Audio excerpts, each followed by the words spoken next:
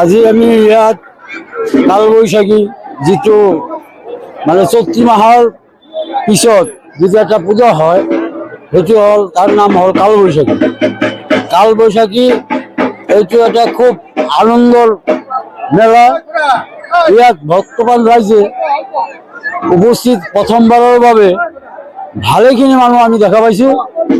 আশা কৰোঁ আগামী বছৰত ইয়াতকৈ অধিক মানুহ আমি ভক্তবান ৰাইজ ইয়াতে উপস্থিত হ'ব। এইবাৰ প্ৰথম কৈছো হয়, এইটো শিৱৰে পূজা মানে হৰগুৰি বুলি কোৱা হয়। তন্ত্ৰ মন্ত্ৰটো আছেই, তন্ত্ৰ মন্ত্ৰ নহ'লে এই পূজা কৰিব নোৱাৰে।